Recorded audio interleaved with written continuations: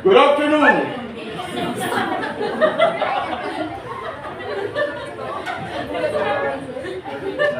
Sorry po, nagulat po kayo. Sige na po. Gano'n na talaga ako. Kasi ang alam ko, iba hindi ka nagkapag-kape. Kaya pag hindi ka nakapag-kape, antok talaga. Mapasensya ka naman ha. At least medyo nabuhayan ka ng ito. No? Kasi alam ko marami ng tutong. Marami yung pagod. Gusto mong umuwi. Malayo pang pinanggalingan. Kaya salamat kayo. Kasi wala nang isisis. Pero wala na rin po. Anak, tapos ang pwede? Pag-ibig, wala na rin. Pag-ibig. So, ang tanong, sabi ni ba, kayo, ano naman po kayo? Pagmamahal. Pagmamahal. Kayo ba mapagmahal sa pamilya? Yes. Okay, yan ang gusto ko. Mapagmahal. Ako, mapagmahal din. Okay. Actually, galing ko lang sa duty, panggabi ako. Kaya medyo malaki ang iPad ko. Kaya yun. So, galing ko sa duty kanina. Tanod.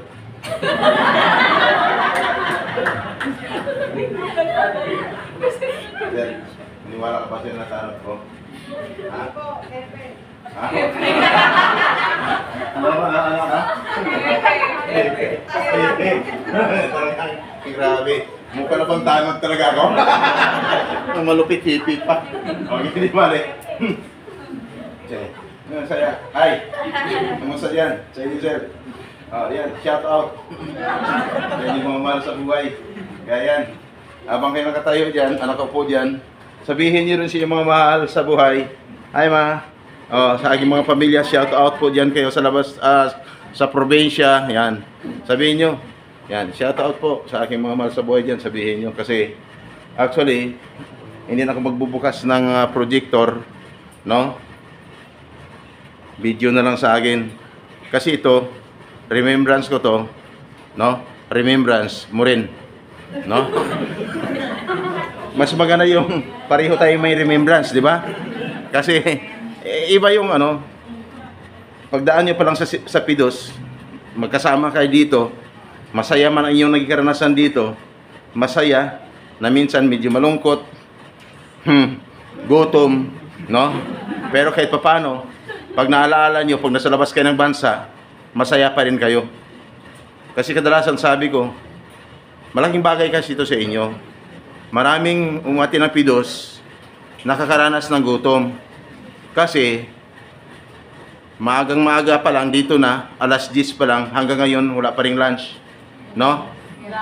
Kaya ang iba, nakaupo lang dyan, kunyari tumatango, pero ang sa isipan, ano namang oras mo kami pakawalan dito? No? Kasi, kanina pa kami dito. Di ba? Yan. Yung mga pangyayari dito ngayon, pwede mong balikan. Sa sunod na araw, pagdating mo sa labas ng bansa, hindi maiwasan na homesick ka, nalungkot ka, or isang buwan na wala pa ring sahod. Nagka-problema. Kasi dahil sa pagbabago, isang bagay ang naisip mo, itong date ngayon, November 14, no? November 14, yung kailan ka nagpidos, tapos nung binuksan mo, no? Nung makita mo ang mukha mo, lahat ng problema mawawala. Dahil bakit? Nakita mo ang mukha mo nung magpidos ka na sobrang gutom, pero nung pumasok ako, nawala na yung gutom. No? Kasi bakit? Mas malupit. Ano ma'am, ano? Ha? Ano? Walang ulam. Eh, sa labas ng bansa, nung mapanood mo yung mukha mo doon, naisip mo sa sarili mo, kung sobrang hirap ang dinanas namin magpidos kami noon, mas malupit pa pala dito. Dito. Tapos ka na magtrabaho, end of the month na, wala pa rin sahod. No? Kaya ang nangyari, ang iba niya nakakaranas sa gutom, no? Mga OFWs. Kaya, ako nandito, just in case of emergency. Kaya kung nandito ka ngayon, dapat bigyan mo ng panahon, pagkakataon, ang ating napag-usapan ngayon. Bakit? Marami na kayong natutunan kanina kay Ma'am Sandra Lynn. Kaya sa feeling mo, talagang ang ganda ng pakiramdam, naramdaman mo talagang overexcited ka na. Kaya ang excitement mo nasa 100% na. Kasi pagkatapos na magpidos, lalabas ka na. At hawak-hawak mo na ang iyong diploma. Certificate, tama? Ayan. Paglabas mo dito, masaya ka na. Bakit? Kasunod ng pidos ay ang paglipad mo or flight mo patungo sa labas ng bansa. Tama? Ang problema lang, nung pagpasok ko, may maririnig kayo na hindi nyo narinig doon kanina kay Ma'am Sandra Lynn. Ang iba, sabi ni iba, sir, parang pinatakot mo naman kami. Hindi po ako nananakot. Sinasabi ko lang ang totoo. Bakit? Yung part ko is more on reality. Yung totoong pangyayari. Hindi na sa Pilipinas hanggang pagdating sa labas ng bansa. Kaya dapat ikaw ay magiging handa ngayon. Bakit? Iba ang batas dito sa Pilipinas. Iba ang batas doon.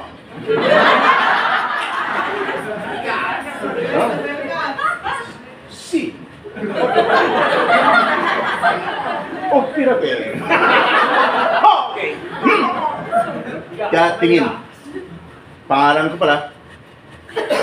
May ballpen ba? Okay. Ang pangalan ko pala, Mrs. Sam Garbaw sa tagapagsasabi, Remy 5 Kilos, Manayang Story. Dito na kami sa napakalang mga services para sa inyo. Ang iba nagtatanong, Mrs. Sam, ano naman ang mga services niyan? Ang lagi kong sagot, ganito, mamaya, inyong malalaman ang buong detalye sa ating pagbabalik. Okay na kayo dyan? Okay. Masaya talaga pag napakasok na ako. Sanay na ako dyan eh. No? Lalo na pag may microphone na to. Pag kumano. Okay. Sabi niyo ba? Siguro performer to. May mga performer pa dito. Performer. Wala. Mga singers. Mayroon. Mayroon. Ikaw ma mayroon. Singer. Mayroon. Dancer. Mayroon. Ma'am. Si Ma'am Dancer. Ma'am, halik nga dito, Ma'am. Sampulan natin sila, Ma'am. Okay. Huwag mo lang naman, ako na bahala sa'yo. Sagot kita. Sagot kita. Okay! Pangalan ko, nakopya nyo, Sam. Mabilis kasi magsalita, no? Ma'am, anong gusto mo? Mabilisan o matagalan?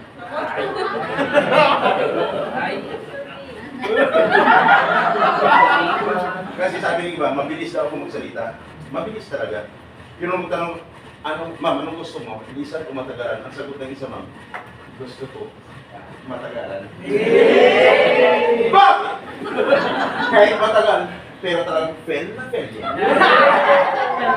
Kung ano ang kanyang naramdaman regarding sa napag-usapan dito sa Pidos. May sinabi ako masama, wala. Ano ba kasi? Nakapag-isip, ano ba itong speaker? Wala akong sinabing masama. No? Fail na fail. Kaya talagang nag-absorb sa kanyang mind ang napag-usapan. Kaya paglabas dito, marami siyang natutunan. Tama, ma'am? Okay. Yan ang ibig sabihin. Kaya ako nandito. 100% yung excitement mo, sana hindi mababawasan. Kasi bawat pangyayari na marinig mo sa akin ngayon, nababanggitin ko dito at may nangyari sa'yo, yung 100%, magbabawas ako ng 20%, bawat pangyayari o nangyari sa'yo, magbawas ako ng 20%. No? Hanggang 5 yun. 20 times 5 equals 100. Kaya kung 100% ang excitement mo, malamang mauubusan ka ng excitement. Kaya iba, halos nawala ng pag-asa. Sayang, yung speaker patong pumasok dito. Yun pala, tuloy nawala pa tayo ng pag-asa sa kanyang mga sinasabi. Huwag kayo mawala ng pag-asa. Bakit? Pagkakataon niyo na, nandito na kayo, ituloy niyo na ang mga pangarap ninyo. Kasi bakit? Hindi madali maghanap ng trabaho. Tama? Sa Pilipinas, maraming trabaho. Pero, maliit ang sweldo. Sa labas ng bansa, malayo man. Pero, mahirap man. Pero, pag sumahod ka, masaya ka naman. Tama? Magtatanong lang, sino ang mga ex-abroad? Taas yung mga kamay. Ex-abroad. Wow. 5 na lang ang ex-abroad. First-timers. Taas yung mga kamay. Halos lahat first-timer. No? First-timer. Hindi ba kayo magtataka? Bakit kukunti na lang yung mga ex-abroad? Wala bang pumapasok sa isipan mo, no? Na mga katanungan, bakit kaya? Bakit kukunti na lang sila? O pakinggan nyo. Magtanong lang ako sa mga ex-abroad. Ex-abroad, dapat pag nagtanong ako, isigaw nyo ang kasagutan. Yung parang galit na galit ka. Yung totoong nangyayari sa labas ng bansa, hindi lang sa'yo, maging sa ibang mga OFWs, nakakaranas ng mga pagsubok, mayroong mga good experience. Mayroong nagiging bad experience. Tama? O ngayon, in short, tanungin natin, ex-abroad, isigaw nyo, masarap buhay, OFW hindi? Hindi. First timer, narinig nyo? Halos ang sagot dito araw-araw ay hindi. Kaya kung bakit nagtataka kayo, kukunti na lang yung mga ex-abroad na bumabalik. Bakit? Sabi ni iba, siguro sir, nadala na. O magtatanong lang ako, lahat isigaw nyo ang kasagutan nyo. Sigaw ha. Dapat makipag-participate. Kaya sabi kasi ng UWA, dapat ang isang speaker marunong siya kumuha ng attention sa bawat mga sa audience. Kailangan makipag-cooperate lahat ng mga audience. Tama? Hindi lang yung kayo lang nakatayo sa harapan, panay lang sila ng tango sa iyo. Pero hindi mo ang nilalaman ng kanilang mga isipan. Tama? Okay, magtatanong lang. Ang tanong, tuloy, hindi. Tuloy! Isa pa, tuloy, hindi! Tuloy. Ang tatapang nyo. Mamaya, magtanong ako ulit. Okay. Ngayon, magtatanong na ako. Sinong ex-abroad na umabot ng 20 years sa labas ng bansa? 20 years. Ma'am, 20 years. Ma'am, anong work mo dati doon, ma'am, sa labas ng bansa?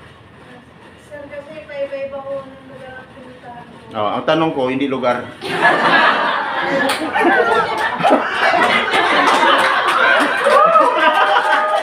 Yari na agad, no?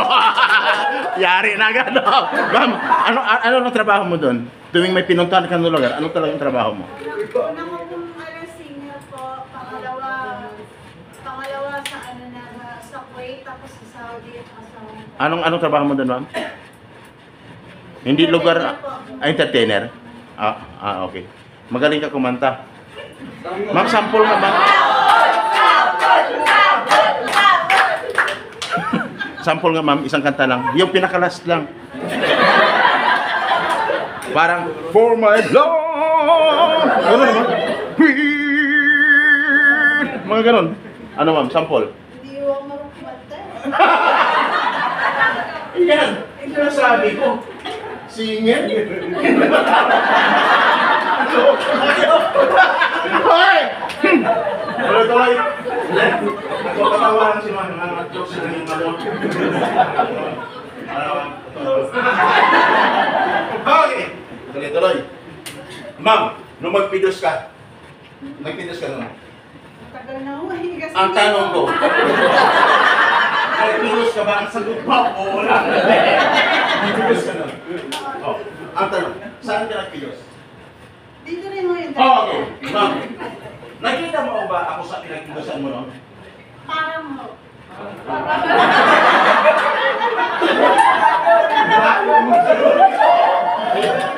Pag sinabi, boom, namukhaan mo ba ako? Or ang sabihin mo, parang. Ang sagot ko, ang sagot mo dapat sa akin, oo lang o hindi. Nakita mo ako ng hindi? Hindi. Hindi. Sino bang isabol dyan? 15 years? 10 years? Meron? 8 years? Natakot na! Kasi alam nyo na, bilang sila. Ma'am, sabihin ko lang sa totoo, hindi ko ka makita ito. Pinakita mo. Tama, ma'am? Oo, hindi mo pa rin alam. Kasi, hindi mo maalala. Kasi wala naman talaga ako doon. Ayos! Dapat diretsa pag tinanong, diretsa ang sagot. Kasi sa trabaho, pag tinanong ka, yes or no lang ang sagot. Ang answer yes or no. Huwag kang sumugot ng true or false. No? Kung sinabi, yung ano natin ngayon, yung ano natin ngayon, yung evaluation, no? Evaluation test, no? Tanggal na mo. Tapang mo talaga. Yan. Okay, mag-alala. Walang isi-isis. Mukha ka ng maaga. No? Bulso. Pag ang tanong, yes or no, ang sagot ay yes or no lang. Dapat yes or no. Huwag true or false. Okay. Hanggang doon na lang tayo. Tapos na ako. Masaya ba kayo? Hanggang doon na lang ang pasaway. Pero lahat sinasabi ko dito, akala mo, no? Nagpapasaway ako, nagpapatawaran ako. Akala mo parang biro. Tandaan nyo, lahat ng sinasabi ko dito ay totoo. Sa isip ko lang yun, parang biro. Dumating ka sa pidos.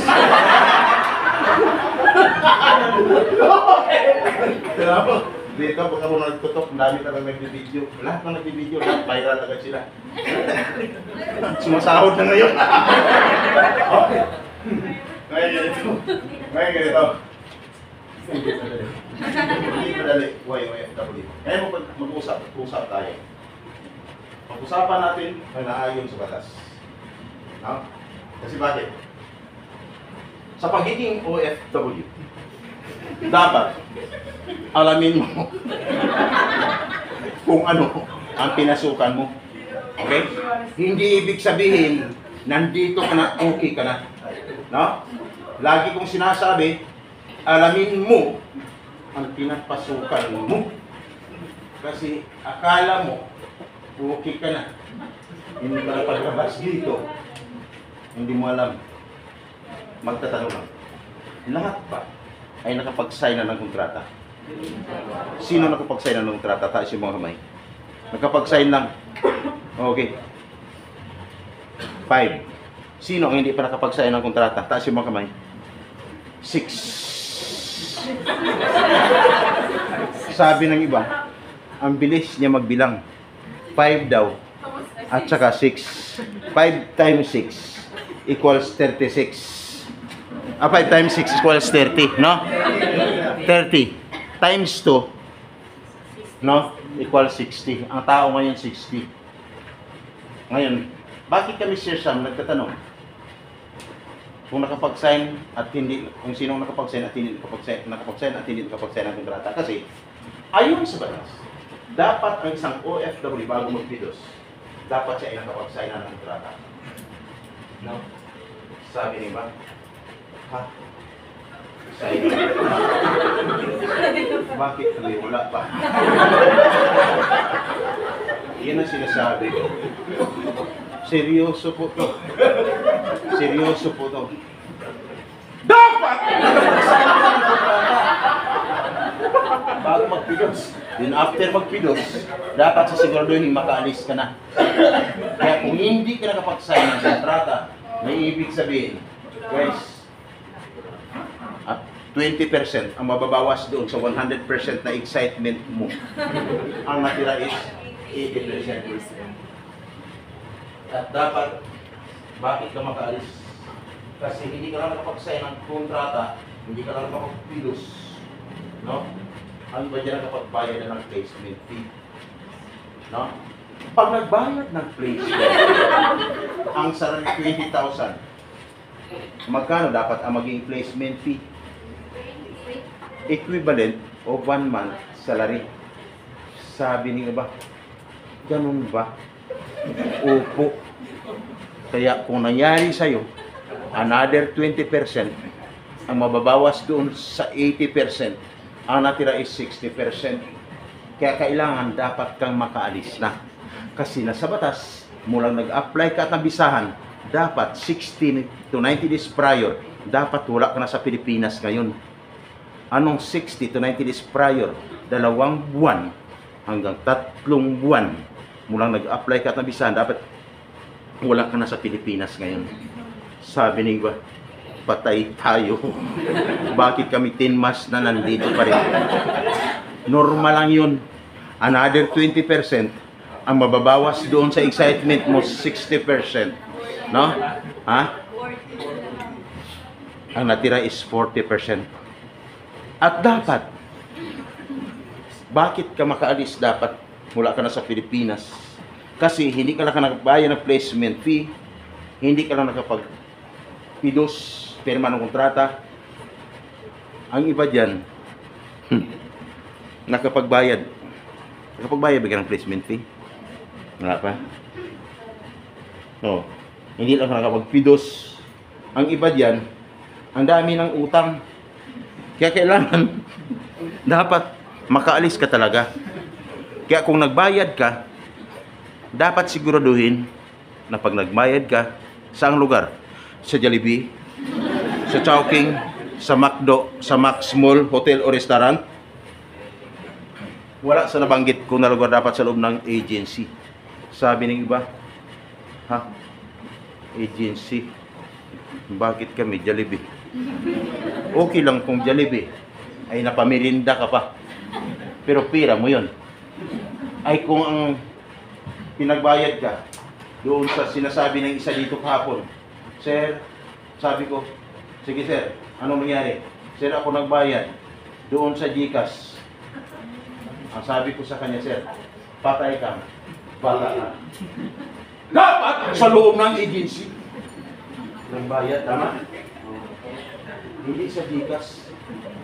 Ayaw ko na yung nangyari sa 12, sila yung mga teachers papuntang Africa, 250,000 bawat isa, 250,000. Saan nagbayad? Nagbayad sa GCash. Pagkatapos kung hanapin yung tao, hindi na makikita. Na, ang bumiktima, dampuhalang senior citizen, 60 years old. Dumadali pa rin. Ingat po kayo. Marami ngayon. Kahapon, inulan ako ng sumbong. Ang dami. No? Maliit lang yun, tag-80 lang naman yun. Pero million ang nadali. Oh, last month, 20 sila, 168,000 bawat isa. Kaya si Sir Baka isa na doon. Ano po kayo sa dampusan? Bawas kami. Dapat sa loob ng agency, hindi sa bangko. Okay lang kung kilala mo yung taong pinagbayaran mo at nakapunta ka sa agency niya. At dapat may kaupo lang, resibo. O, kung sa Jollibee ka nagbayad, sa GCash, another 20%, ang natira is 20% ng excitement mo. Kung wala kang resibo, another 20% ang mababawas, ubos na ang excitement mo. Ang tanong, tuloy, hindi. Matamlay na. Tuloy. Kasi sabi na, paano ka pa tumuloy niya? Nadali na tayo. No? Tuloy. Bakit, Mr. Sam? Anong batas ang nalabag doon? Batas ng Republic Act 1842 of Anti-Illegal Recruitment or 10022 as amended of Anti-Human Trafficking Violation. Nobel, pag nahuli, yung dumaling sa'yo, habang buhay na pagkabilago. Kaya dapat, may nangyari sa inyo sa labas, i-inform niyo naman ang inyong agency. Kasi kawawa naman sila. Ginagamit ang pangalan nila, ng agency nila, pagkatapos na para makakulimbat ng maraming halaga sa OFW. Pagkatapos, pag nahuli sila, pati agency damay pa. Kawawa yung agency, na legal na nag-ooperate, may nung license to operate. Tapos, dahil lang sa kanila, 3 OFW lang at reklamo, Nobel kaya yun. Lifetime imprisonment. Mr. Sam, bakit alam mo? Yan ang trabaho ko. Mula noon hanggang ngayon. Kaya hindi ko nahuli sa labas. Minsan, dito ko nahuli sa loob ng pitos. No? Kaya pag inikot ko ang kamera ko, at pag may napatapatan diyan at biglang nag-blink ang aking cellphone, may ibig sabihin, positive. Scanner, oh. May kasamang scanner ito eh. Parang, wala. Buti naman wala. Guys, ingat. Yan ang trabaho.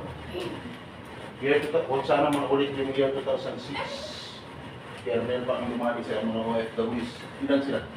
150 OFWs, mga fresh graduate, nurses, seafarers, underboard. Rinab ang opportunity papuntang Canada. Bakit? Makapagtrabaho lang sa Canada as housekeeping. Malaking sahod, 100,000. Pero magbayad ng 150,000. Pero naman, ang problema naman, hindi naman sila natuloy. Kaya pinasok ko dyan sa may artista na travel consultancy. Ang iyawang pa, bakit Kernel? Retired Kernel. Ay, retired Kernel. Kernel. Ay, columnist, reporter. Nakita ko yung pag-guard ng mukha eh. Babalatan ako dito, makukulong pa ako. Kernel, magpaliwanag ka. Nung magpaliwanag ko, Kernel, nakapaliwanag mo na rin ko, pero puro mali. Labag sa batas ng Republic Act 1842. Hihimas ka ng maraming narikas. Kaya ingat. Guys, ingat. May problema man sa labas sa bansa. May pagbabago. I-inform ang inyong agency. Maraming pagbabago pagdating sa labas sa bansa. Totoo hindi. I-inform ang inyong agency. Pag-iusapan ng maayos. Sabihin kung ano ang totoo. Huwag magsisinungaling. Bakit? Maraming nakulong dahil sa kasinungalingan. Tama? Tama. Sa halip ng magreklamo ka doon sa kung sino-sino mga tarpulano, mga abogado ka kuno. Dapat, diretso na kayo sa inyong agency. Bakit? Sa abogado, manalo kang matalo, magbabayad ka. Tama? Kaya dapat, ang agency, irespeto.